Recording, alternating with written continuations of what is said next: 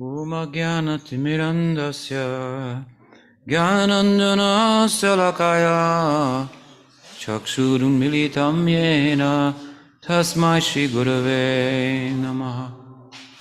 Namo Om Vishnu Padaya Krishna Prastaya Bhutale Swami Shri Bhakti Vedanta Prabhupadaya Te Namaha. Guravagyam Shirasidritpa Shaktivesha Swarupine Hare Krishna iti mantrena Paschatya Prachatarene Vishvacharya Prabharyaya Divya Karunya Murtaye Shri Bhagavata Madhurya Gita Jnana Pradayane Gaura Shri Rupa Siddhanta Saraswati Nishevine Radha Krishna Paramboja Bringaya Guruve Namaha Devam Divyatanum Suchanda Vadanam Balarka Chelanchitam Sandrananda Puram Sadeka Varanam Vairagya Vidyam Buddhim Shri Siddhanta Nidhim Subhakti Lasitam Saraswatanam Varam Banditam Shubhadam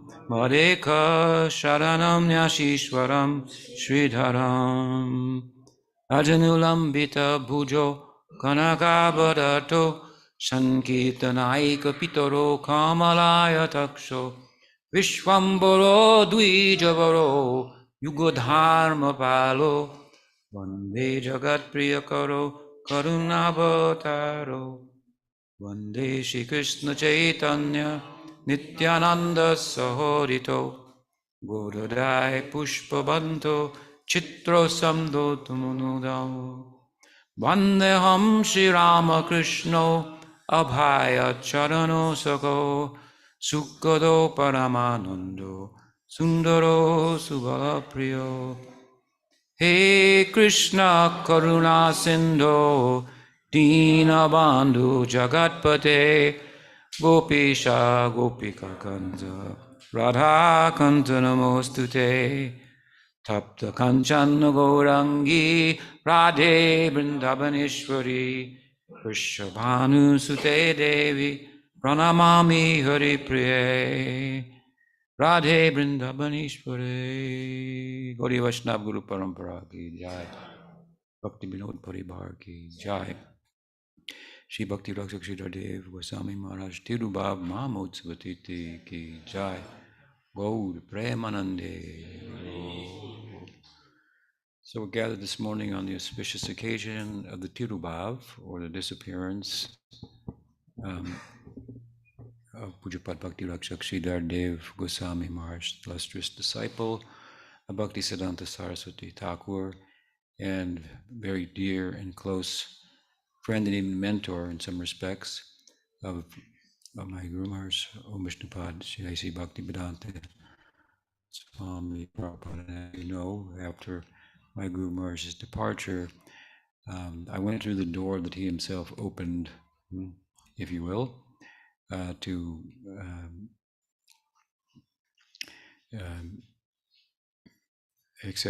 receive the blessed Siksha of Pujapad Sridhar Maharaj after his departure. I was with Prabhupada and massaging his feet at the time when he was asked if, because his departure seemed imminent, he was asked how he will perform the samadhi.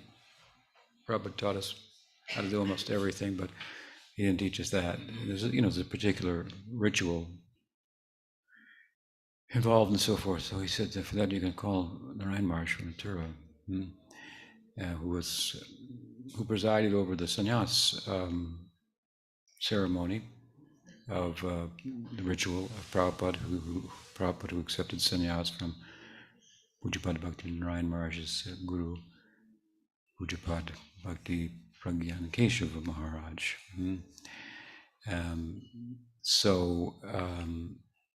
Then my godbrother Tamal Krishna Maharaj ventured to ask further a curious question. After your departure, is there anyone else that we can consult with? Because it wasn't something that we never needed to do, to consult with anybody but Prabhupada. And he said, for philosophy, my godbrother B.R. Sridhar Maharaj of Navadvip. So it's something that um, went deep within my heart. And when the occasion arose that I felt the necessity for some siksha, given the circumstances and the institution of Prabhupada at the time, I followed his lead, or I went through, as I say, the door that he opened to that. This was the last thing that Prabhupada said about his godbrother. The first thing, on the other hand, at the other end of the spectrum, he said to us through a letter that in response to a letter from his disciple, Achyutananda Maharaj. Achyutananda Maharaj was one of the earlier disciples of Prabhupada, and he accepted sannyas order from Prabhupada early in the movement, in the mission. And he was stationed in India. He's an American by birth, but he was stationed in India, and um, remained there in service to Prabhupada. When Prabhupada had come to America, um, this wasn't the first time he came to America, but he had gone and come back and so forth. And for an extended period of time, and Chutananda Maharaj was feeling the need for some siksha, some guidance, some sangha, some association, sadhu sangha, in Prabhupada's absence. So Prabhupada wrote to him, and in those days, if someone wrote a letter to Prabhupada and Prabhupada wrote back, Prabhupada's letter would be read to everybody. We took it as, whatever he said, anybody was instruction for everybody. Probably wasn't always right, but that was the spirit. So the letter, in the letter, he said for regarding Siksha Guru, you can see my godbrother, associate with him in this regard, in this connection, as a Siksha Guru. My godbrother B.R. Sridhar Maharaj of Navadvip. And he said, what to speak of, what you can learn from him.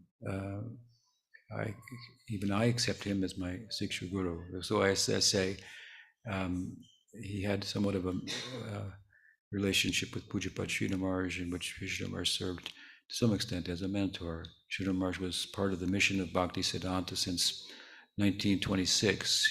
He came in touch with it in 1923, born in a Brahmin Shakta family in Hapaniya, within the Godamandala, the circle of Chaitanya Mahaprabhu's Dham, in Hapaniya and the Burdwan district. And he was a college-educated person. And at the age of 23, he came in touch with the mission of Bhaktisiddhanta Saraswati Thakur, began to associate with the devotees. At one point, he lamented, if only I hadn't married, which he had done by that time, I would be free to join the mission. And he went home, and his wife had passed away. And so, this is in 1926. He joined the mission of Bhaktisiddhanta Saraswati Thakur. And in 1930, he received sannyas from him. Bhaktisiddhanta Saraswati Thakur gave him the name Bhakti Rakshak. Bhakti Saraswati Thakur created an order of sannyas within Gaudiya Vaishnavism, which hadn't been done previously. And in that regard, he would give sannyas names from a list of 108 names. In the Shankar Sampradaya, there are 10 sannyas names. But from somewhere else, I forget where, maybe Ananta Samhita or something, he found 108 names, and he would give those names to his sannyasi disciples, prefaced by a 2 or 3 syllable name, word, that would in some way characterize the devotee. So you could have, for example, Puri is one of the sannyas names, for example. So you could have 2 Puris, Puri Maharaj, but there might be Bhakti Vaibhav Puri, there might be Bhakti Pramod Puri.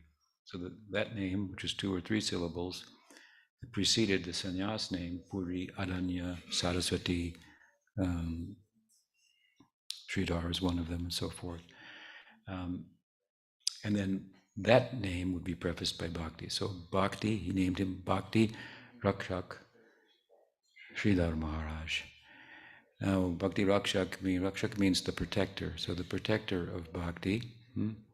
And Bhakti Siddhanta Saraswati Thakur, in connection with that name that characterizes him in some ways in Bhakti Siddhanta Saraswati Thakur's estimation, which came to bear in light of Prabhupada's passing and the fact that Pujapad Sridhar Maharaj surfaced like after the setting of the moon, the sun, which was, we could liken to Prabhupada's expansive, brilliant campaign. With the setting of the sun of his campaign, the moon naturally rose on the horizon with a reflective and soothing light. And so much characterized the temperament, the disposition of Pujapad Sridhar Maharaj.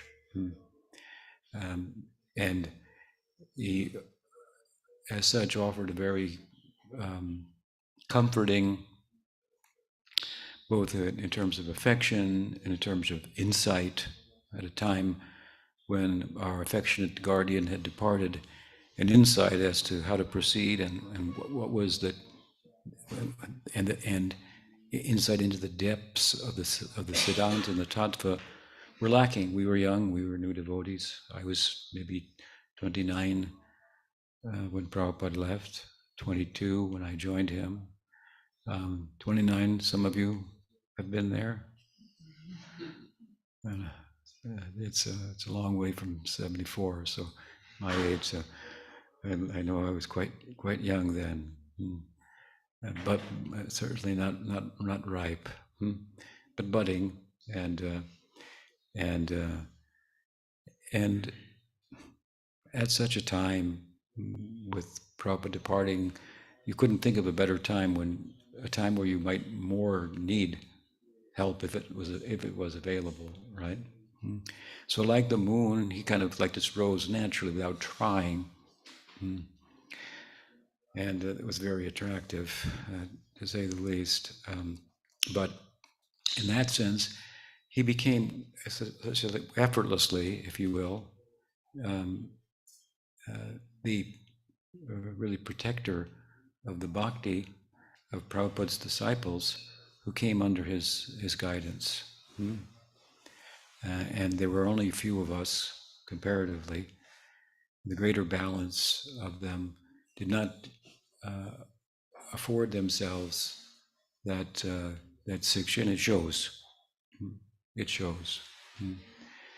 So the title, Bhakti Rakshak, the protector of bhakti, it very much, in other ways, of course, it also manifested, but this is a very prominent way in the international Gaudiya Vaishnav mission that it was conceived of by Bhakti Vinod, given some shape, as Sridhar Maharaj used to say, by Bhakti Siddhanta Saraswati Thakur, and taken around the world by Bhakti Vedanta Swami Prabhupada.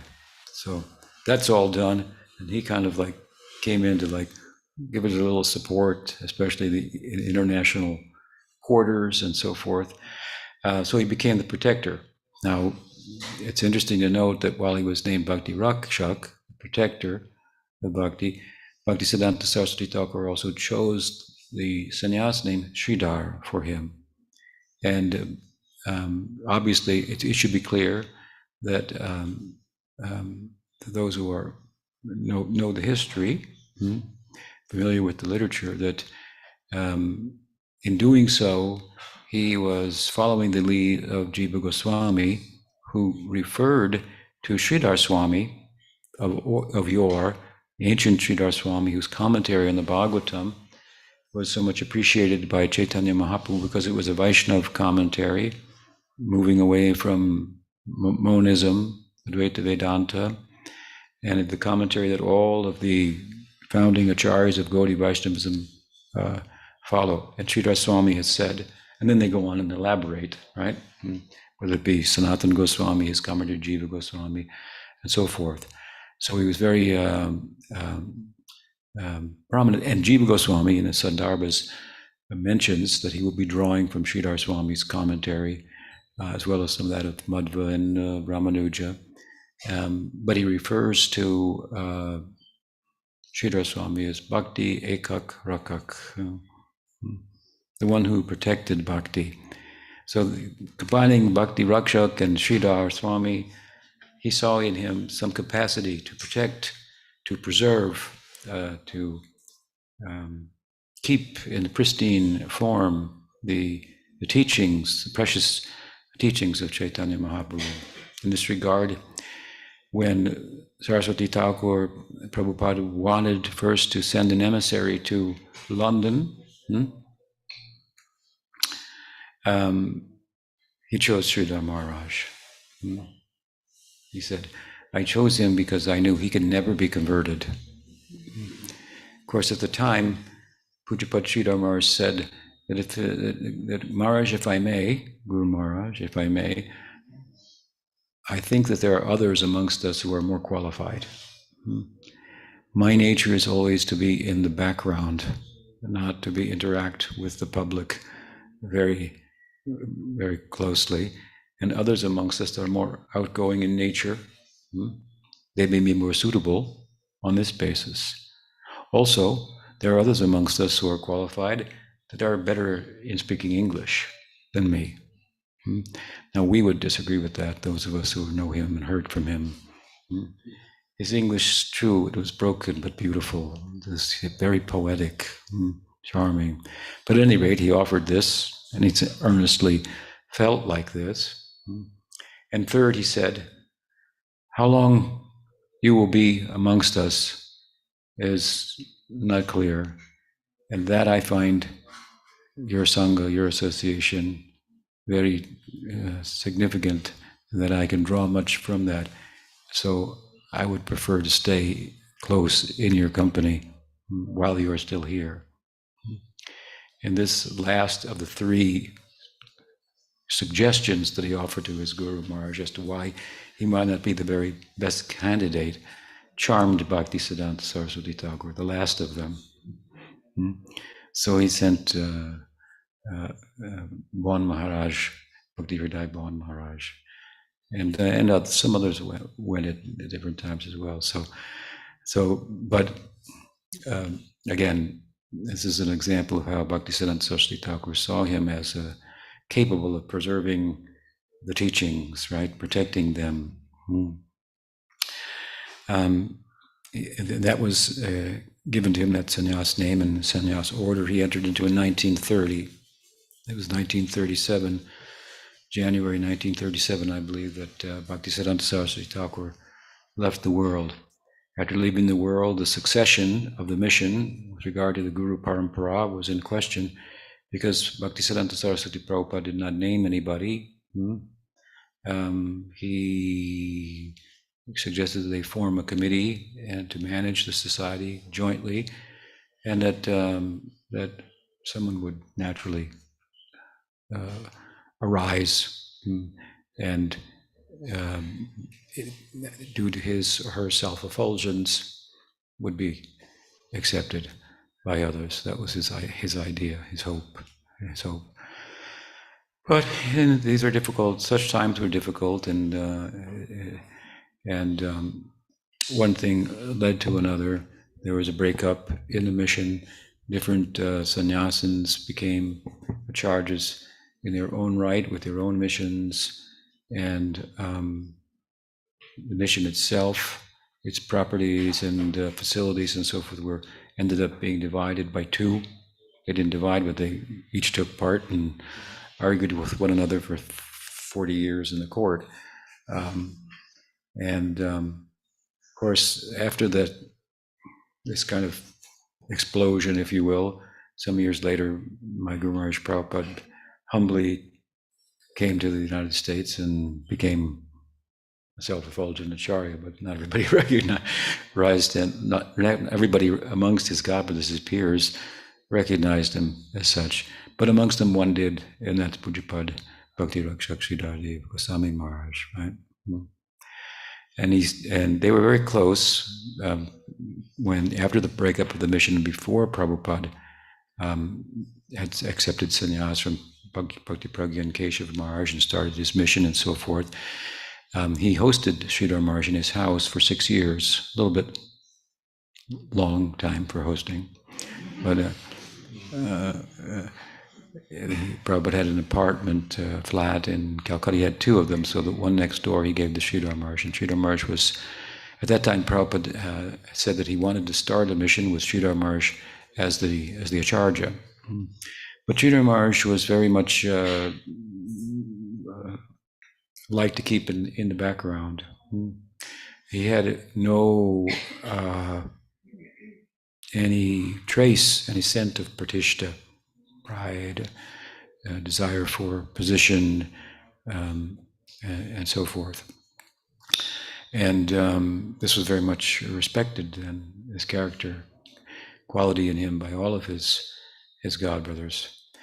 But eventually, of course, Prabhupada started his own mission. He went to Pujapad Sridhar Maharaj told me the story. He said, Swami Maharaj, he came to me and asked me for sannyas first before going to Keshav Maharaj, because they were very, very close. And at that time he said, I was a little concerned because I thought his whole family would come to my math and cause havoc. Because he knew his Prabhupada's wife and children, and he gave them sannyas, and they would come, oh, how can you take our husband? Yeah, and so forth. So I'm just kind of sharing with you how intimate the relationship was. So he thought, maybe I'm not, I shouldn't be the one. And he said to me also, I thought, well, maybe, and Prabhupada's wife wasn't always as enthusiastic about spiritual life as he was, to put it kind of mildly. And so there was some friction. And Sridhar Maharaj said, I thought maybe, there's a little friction in the family. That shouldn't be the impetus for just taking sannyas. It has to be deeper. So I was a little thought, but be patient, but he couldn't wait for that. He went to Keshav Maharaj and took sannyas, So it was real in him. His desire was not based on some of the ups and downs of everyday life, right? This is not should not be the cause or the impetus. It may be a partial impetus, obviously. The negative impetus from the material world is there, but we need positive impetus. We need real feeling for the teachings to take the position of leadership like this, which is what the sannyas order is about, as a teacher, right? So after that, however, Sridhar Maharaj eventually acquired some property with the help of Keshav Maharaj in Navadvip. He told us that he went to Ekachakra, the birthplace of Nityananda Prabhu, and he petitioned Nityananda Prabhu to give him residence in Navadvip. So we should try that. We're working on that, right? Maybe he will send some help. But he said, at that time, from within my heart, Nityananda Prabhu gave the impression, he replied to me, you are asking for my mercy, but you don't give your mercy to anybody. Let me give you an example of the latter. Prabhupada's sister, Bhavatarini, had taken accepted Harinam from Bhaktisiddhanta Saraswati Thakur, but he passed away before she had the opportunity to take mantra diksha, which we Prabhupada referred to as second initiation. So she asked Pujapad Sridhar Maharaj to give her mantra diksha, but he refused. He was not giving initiation to anybody. Other godbrothers of his were initiating, and the mission was going on in different ways, and so forth. But he was not inclined to do that. She eventually went to, I think, what is his name now? I can't recall. Another godbrother who was close amongst Sridhar Maharaj and Prabhupada, and took second initiation. Very extraordinary and wonderful devotee. We used to call her Pishima, Auntie. So anyway, the impression came from Nityananda Prabhu, you want my mercy, but you won't give your mercy to anyone. So he said he worked out a deal. He said, okay, so what he's saying is, you can have a place if you give your mercy to others. So with the help of Kesha Maharaj, he acquired land that is Chaitanya Saraswat Mat, and then he said, my idea was I would stay there, and if anybody came and wanted, then I wouldn't turn them away. But I was not going to go running around everywhere looking for people, trying to catch people and so forth. So he stayed there, and he stayed there very humbly, very renounced. And some disciples came, and they had to live there with him, and they didn't know if they would get enough rice. They did not have, I should say, enough rice sometimes to go around. Govinda Maharaj told me that, who became his successor, that sometimes I used to go and ask the trees for permission to leave, but they never gave it to me, so I had to stay. It was so austere. So he developed a reputation, Pujapad Sridhar Maharaj, amongst his godbrothers as being extremely renounced in an overt, sense of the term, living there very humbly. Even for that matter, by the time that Prabhupada departed, this was decades later, the Nath Mandir in his facility still hadn't been built. And it was Prabhupada who donated the money for building the Nath Mandir. He told his disciples, the GBC, that this portion of money from ISKCON or whatever, the BBT, they should go to building the Nath, completing the Mat of Sridhar Maharaj. Of course, they began to do that, and then they were so overbearing, like, how did you spend this money? How did you spend that paisa? How did you spend that rupee? He said, keep the money. You keep it. You don't trust me. Your Guru Maharaj trusted me. You think I'm going to spend it for myself or something like that? I mean, keep the money, he said. We paid for it, some of us. So, but this was Prabhupada's another example of his feelings for Pujapad Sridhar Maharaj, so we're blessed. I'm blessed, and all of you by extension, that I had the fortune to come under his good guidance in 1985. He passed from the world in 1988. And of me, he asked, he said, you know everything. Swami Maharaj has told you everything. Go and start a mission and preach, and I will be in the background if you need any help. If someone you capture, you cannot entirely capture their faith, then you can bring them to me and I'll initiate them. But otherwise, you go and do like this, start a mission. So that we have a mission. Bhakti Shira Dev Goswami Maharaj Ki Jai. So with that, I would like to brief introduction to how Sridhar Maharaj became the great Sridhar Maharaj, and how he came into our lives through me. Of course, I spent time there at the Mat every year, 85, 86, 87, 88. And I received other instructions from him and guidance from him. And of course, all of his recorded talks, I memorized them all at one time, hundreds of them. And I helped also with the printing. The printing of his books was done in San Jose, California, just south of San Francisco, by Bhakti Sudhir Goswami Maharaj, a godbrother of mine who had taken sannyas from Sridhar Maharaj. Guardian of Devotion Press, they called it. And I helped with the publishing, financing some of the books and so forth. And those were exciting times.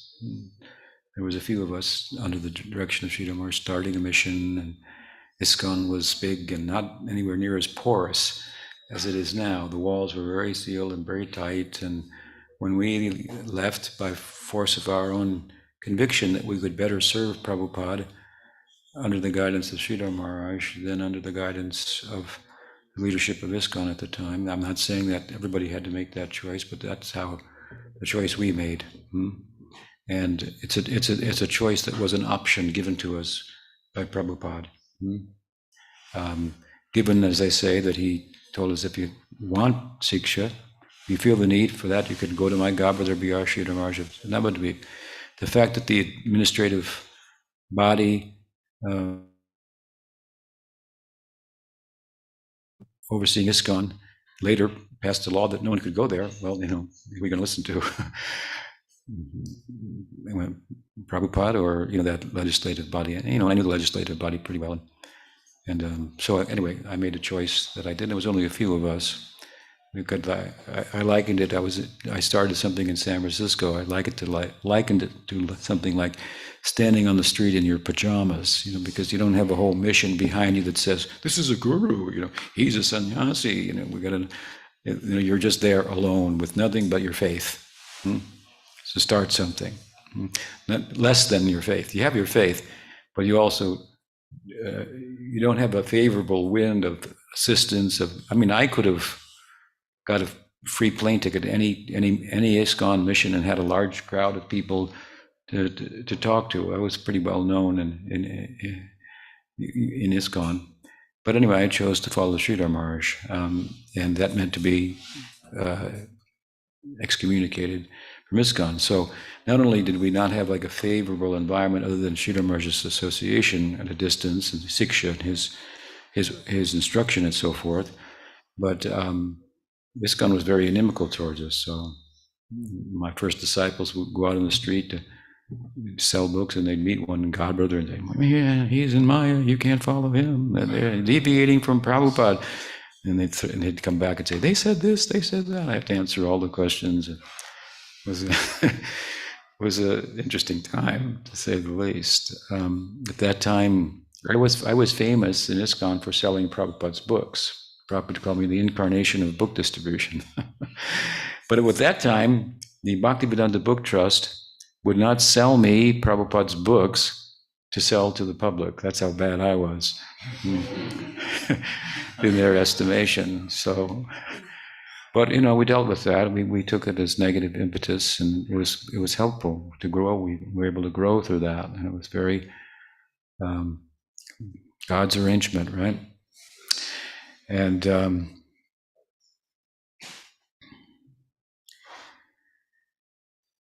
over time, I think it's seen that our choice was a good choice.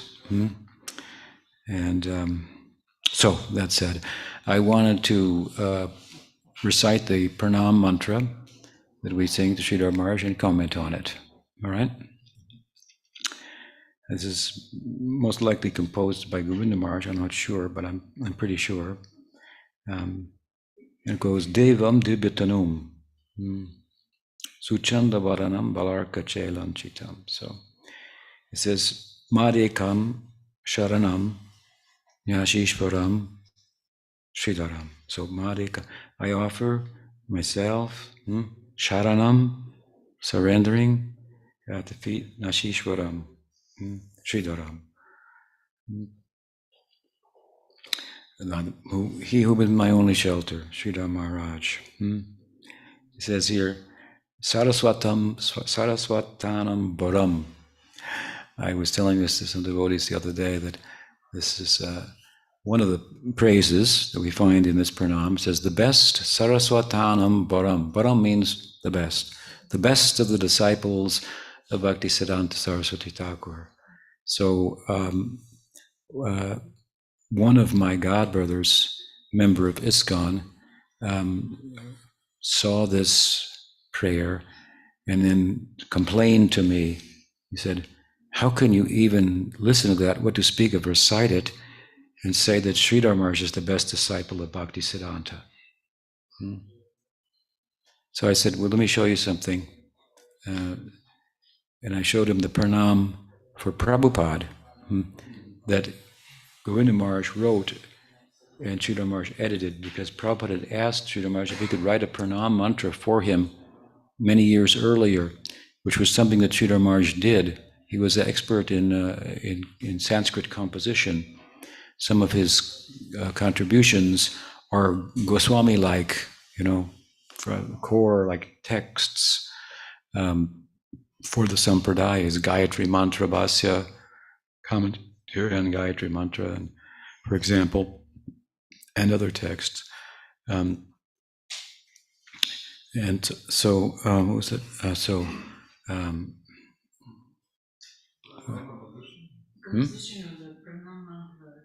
Right. Sure. So I said, well, let me show you something to that devotee. I said, here's the Pranam mantra for Prabhupada that comes out of the Chaitanya Saraswat Mat. Saraswati Nishay Bene. We sing it in the morning. We just sang it this morning. The best of the disciples of Bhaktisiddhanta, referring to Prabhupada. So I said to him, you see, in spiritual life, there can be more than one the best. They were all the best, right? We have a lecture here. The last time I was here, I was graciously invited to the ISKCON temple of the Panchatattva, and I lectured on how each of the members of the Panchatattva are the best. From a different angle of vision, Gadadhar is the best. Another angle of vision, Nityananda Prabhu is the best. From another, Advaita, Srivas, and so forth. So we're talking about a world beyond the limitations of this, where there can be only one best, perhaps, in any particular field. So Saraswatanam Varam. Anyway, we take shelter of him. Devam Divitanum, whose tanum, whose body is divine, a perfected sadhaka deha, spiritualized body. We take the form of the such sadhus. And while cremation is the norm with regard to funeral rites in India, I heard that the United States, sometime back, there was a president named President Bush, the junior. His father was a president too, and he said at one time he came to India to for diplomacy and so forth, and he was taken to the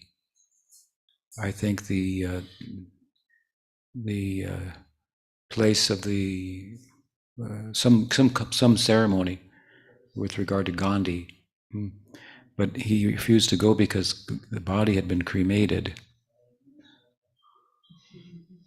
It was some kind of Christian idea, like you bury the body because it's going to rise up again,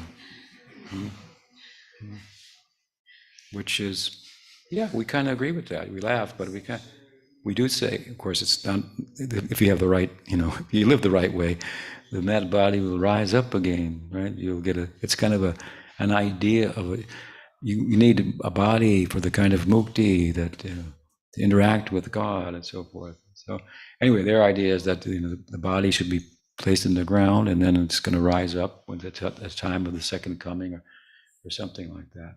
But we, with regard to saintly persons, then rather than cremation, although that may occur, Bhaktivinoda had his body cremated, but typically it's not the case. And they put in this what we call samadhi, right?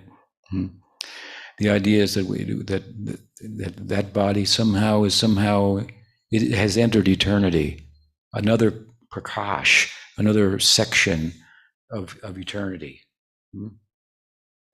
That's why we put the picture on the altar. If you have a picture, of course, in times gone by there was no such thing as a camera, but there might be a drawing, or anyway, to meditate on the form of the Guru after the Guru has passed, and you may have visitations from him in that form and so forth. So it's another dimension. That form is existing, is the idea. So here he says, Devam Divyatanum. He's saying his body was fully spiritual. This is taught by Chaitanya Mahaprabhu in Chaitanya Charitamrita. It really means that if it's driven, as Krishna speaks about in the Gita, by his internal Shakti rather than Maya Shakti, if one has become freed from karma, then one can move in the world and as if one is moving under the influence of karma. Will look similarly, but instead is moving under the Swarup Shakti means only for the purpose of Bhagwan. So, Devam Dibhitanum Suchanda Varanam, it says. And with regard to this divine form, his voice was very sweet, Suchanda Varanam, and charming, very pleasing. This means, with regard to, as I implied earlier, his speech. I can just imagine what it was like to be proficient in Bengali and to hear him speak in Bengali, because his English, as imperfect as it was in terms of grammar, involved a choice of words that was just so charming, right? So in his second language, even, it was just very endearing, very, very charming. And he would come up with these sayings, if you will, right, that were like sutras. Some of them borrowed from European philosophers like Daedalus, taken from Hegel and his own, and then he would give a whole lecture on that. Could have written a book about that, how he would employ the term. Or what is that one? Tattenu kampam. This verse from Bhagavatam, he said, the environment is friendly. This is like the translation of the verse. The environment is friendly. Tattenu kampam susamikshamana bhujana vatma kritam vipakam. It says if you just go on tolerating the reactions that are coming without resisting, you will inherit the kingdom of God. See that as favorable, that reactions are coming, they're retiring my karmic implications. I don't react to them. I don't plug into that. It comes. He criticized me. Thank you. I put your picture on my altar. You're my critic. Oh, you've taken that away. No, I'm not going to plug in and attack you back. No. If there's such a person who has this kind of conviction, then becomes the rightful heir to the kingdom of God. This is the verse that, so we mentioned earlier, Sarvabhauma said, I don't like the word mukti in there. Mukti pade sadaya bhag, but Mahaprabhu explained it means liberation, mukti, at the pade, at the feet of Bhagavan. So his words were very pleasing, his speech, and his singing was very pleasing also, but in another way. He had a cracked voice. Wouldn't call it a sweet voice, kind of like Bob Dylan kind of a voice, or what's that guy, Bruce Springsteen or something, one of these kind of voices has some heart to it, So a beautiful example of this was that at the time, just prior to the passing of Bhaktisiddhanta Saraswati Thakur, he asked that the song of Narottam Thakur, Sri Rupa Manjari Pada, would be sung. And so Tirtha Maharaj, who was the manager of the Math, he asked Pramod Puri Maharaj, who had a very sweet voice and was a kirtanier, to sing. And Puri Maharaj began to sing, but Prabhupada Bhaktisiddhanta stopped and said, I don't want to hear a sweet voice. I want to hear Sridhar Maharaj, his voice, the voice coming from his realization. And so Sridhar Maharaj was brought forward, and with his cracked voice, he sang Sri Rupa Manjari Pada. We have a recording of him singing it, not at that time, but later. It's very, very charming, very endearing. At that time, of course, amongst the God brothers, it was thought that Prabhupada, Bhaktisiddhanta, had given Sridhar Maharaj entrance into the circle of Rupa Manjari. And when he heard that, Sridhar Maharaj said, I was thinking he placed me at the gate to protect the gate. And I'm not letting just anybody in, he used to say. Beautifully, Pramod Puri Goswami Maharaj, how did he react? Guru Maharaj said he didn't want to hear my sweet voice, he wanted to hear the voice with deep realization. How did he react? From that day on, Sridhar Maharaj became his Siksha Guru. If you mention the name of Sridhar Maharaj to Puri Maharaj, he would start bowing his head like this. Oh, yes, yes, yes. Some of you didn't experience that, Puri Maharaj. You came later, but yeah, I had was very. He he is a Mahabhagavat.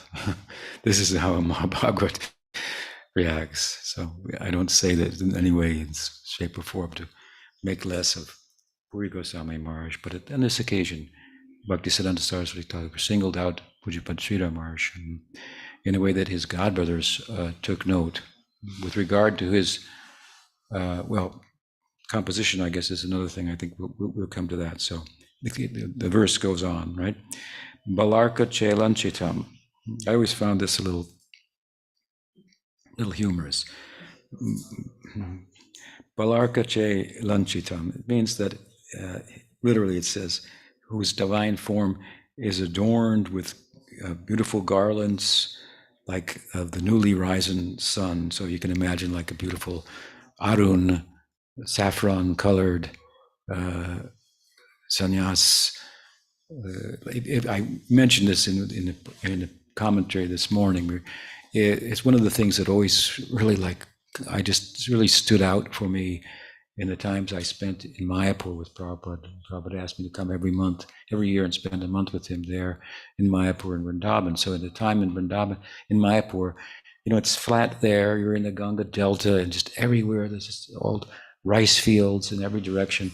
And when the sun comes up, it's just a big fiery ball. It looks like it's just at the end of the field, like you could just run out and touch it. And it's very other, like worldly, like where am I? It's very extraordinary. And Arun color, very Mitra, the name of the sun, very friendly. As I said, we were reading in the commentary this morning, it's as if the sun didn't want to leave. Making friendly relationships with Gaur and his associates, didn't want to lift off and go to its celestial destination. It wants to stay there. Such a beautiful place.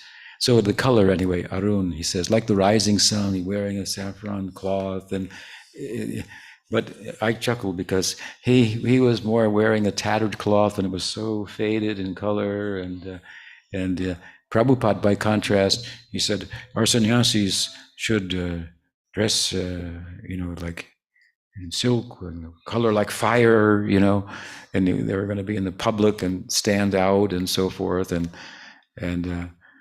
he was rather unkempt comparatively, right? I mean, he was clean, obviously, but he wasn't shaving all the time. His hair was growing out a little bit, and his cloth was tattered and faded, and so forth.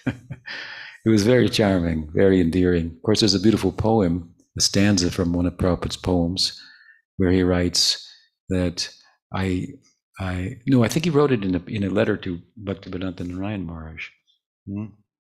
If I recall correctly, he said, I'm here now in America. I'm being served by so many young boys and girls. They're giving me all facility. You couldn't ask for more, facility.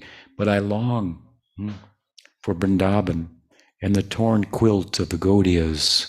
And he went on like that to describe the sadhus, right? That's very charming to hear that. It's just so endearing. And we saw it, really in the person of Pujapad Sridhar Maharaj, who wasn't surrounded in the same way by the Aishwarya of Prabhupada's huge following. And so it was an intimate kind of a setting, right? Sitting on his veranda, 2 hours in the morning, 2 hours in the evening, and just answering questions. And you'd ask a question, and he'd answer it, but take you so far beyond what you could have, what you asked for, so to speak. You forgot your question, and in the end, he reminded you. And does that answer? Oh yeah, something like that. Right? Those were very beautiful times.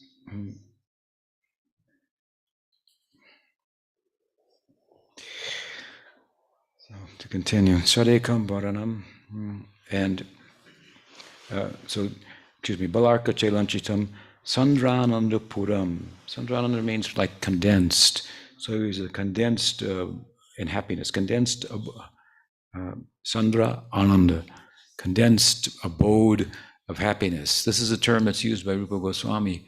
One of the characteristics of Uttam Bhakti is its Sandrananda, it's condensed happiness, very distilled. It's just like if you take Brahman and you were to condense it, right, and it becomes Krishna, right, the form of Krishna. There are verses like this. And then if you take Bhakti, which caused that to happen, condense it. He's filled with this kind of condensed. He's the Puram, the filled with intense Ananda and Sadhika Varanam. He's the one amongst sadhus, the choice amongst sadhus. It's probably something that Guru Maharaj wrote, given the way in which the godbrothers of Sridhar Maharaj showed regard for him. They would come sometimes to visit him, and they would pay obeisances outside the moth on the street before entering the gate. So he had, without trying, gathered considerable regard from his peers, and that was also for things that he wrote. We'll come to that. Vairagya vidyam buddhim. So sadeka varanam vairagya vidyam buddhim. So he was a choice amongst sadhus. Amongst sadhus, they chose him as a sadhu. Give another example of what I'm talking about.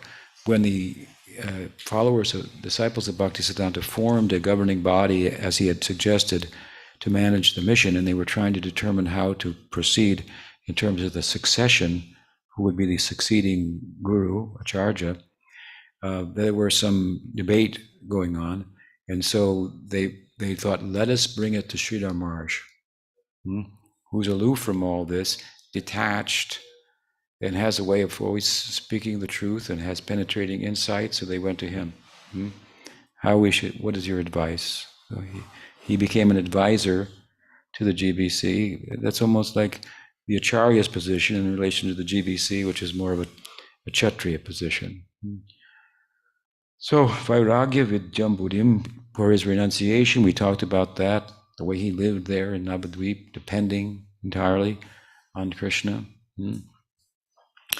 And Vidyam Buddhim, and so an ocean of knowledge, she Siddhantanidhim, and the conclusions of the Bhakti Siddhanta. So this comes out very much in his writing, which was limited in one sense compared to Prabhupada, wrote 30 books, mostly commentaries and so forth, but it was very condensed. Poems like the poem in which he glorified Bhakti Vinod Thakur, and Bhakti Siddhanta Saraswati Thakur said, Sridhar Maharaj has captured Bhakti Vinod in this poem. And in the poem, what is the name of that poem? He wrote about Bhakti Siddhanta Saraswati Thakur. Pranamami Sada Prabhupada Pada Stavakam. So stava in glorification of Prabhupada Bhakti Siddhanta. The what do you call it? The refrain, which is Pranamami Sada Prabhupada Padam. This song is sung in every Gaudiya Math, every day. And on some of them, it's engraved in the walls, or a verse from it. Like you take marble and then they engrave it like this. I've even seen it, I saw it engraved also at, what's that place in Vrindavan? Sridhar Maharaj said was his favorite place. Not Imlital, no. Tarakadamba.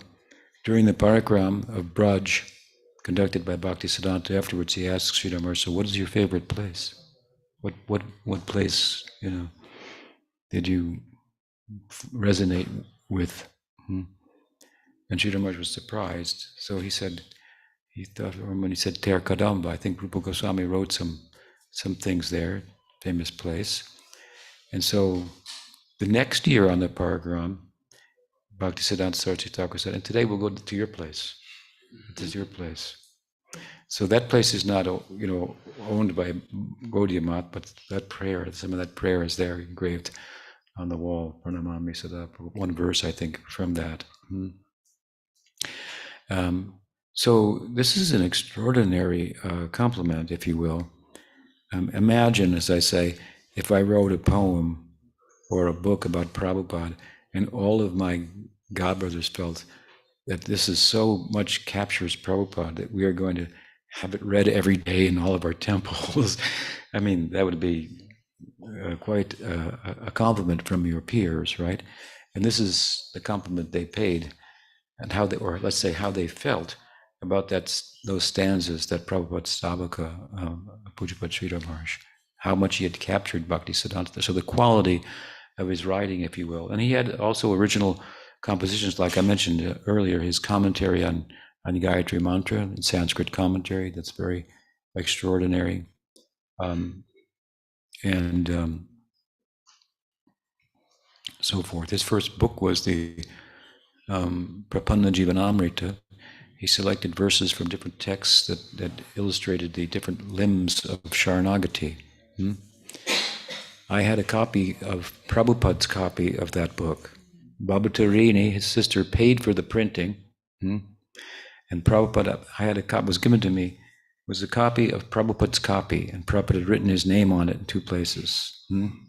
It was stolen at one point with some other lucky thief, I said. Yeah, lucky thief. So Prabhupada used to keep a copy of that, Prapanna Jivanamrita. His commentary on Rig Veda mantra, Om Tad Vishnu Paramam Param Sada Pashanti Surya, that was very extraordinary. And other writings as well. So Siddhanta, so again, here, Shri Siddhanta Nidim Subhakti Lasitam, and we come now towards the end. Subhakti Lasitam, resplendent, we could say, with bhakti, Saraswatanam Param, the best of the servants of Bhakti Siddhanta Saraswati Thakur. Bande Tam Shubhadam Mareka Sharanam Yashishwaram Sridharam, the best of the disciples, the giver of the Bhakti Siddhanta, the giver of all good, all auspiciousness. Bande Tam Shubhadam Marekam Sharanam Nyashishwaram Sridharam. Bhakti Rakshak Sridhar Dev Goswami Maharaj Ki Jai. Bhakti Rakshak Sridhar Dev Goswami Maharaj Tirubhav Mahan Motsabhati Ki Jai. Gaur Premanande. So we end our sessions here. It's been nice. And what is the time? Pardon? 12 minutes after 11. So I hope to see you again soon, right? Somewhere in the course of the year. You might have some questions, but see me on Sunday. We have those Sunday Zoom calls. You can ask questions then, right? But it's been a very nice festival. My regards to all the cooks who labored hard, and I request next year, if Anjali and her dear mother come, they spend one day cooking a Gujarati feast for us. We'll buy all the ingredients. You just tell us what you want in advance, right? It's said in India, if you okay, yeah. It's said in India, if you want to eat, go to Gujarat. And so, and thanks to all the devotees from different yatras like Madan Mohan and Mohini, who brought guests like Prem and Anjali and Mataji and so forth, and also from Brighton, right, and other parts. If I forget anyone in this regard, please forgive me. And to the organizers, they were against all odds, if you will. Some of the really pillars of previous festivals um, that were unable to come because of material circumstances. Um, we're cooks and so forth. We made up for it, and it's been very nice for me. And I think the messages have been broadcast to many other devotees as well. So let us meet again and repeat. Okay. Shri Panchatattva ki jai, Gaur Bhakta Vrinda ki jai, Gaur Premanande. Vande, what is it? Vanchakalpa tarubhyascha kripa sindhu devacha patitanam pavane vaishnavibhyo namo namaha ananta koti vaishnavrinda ki jai, Gaur Premanande.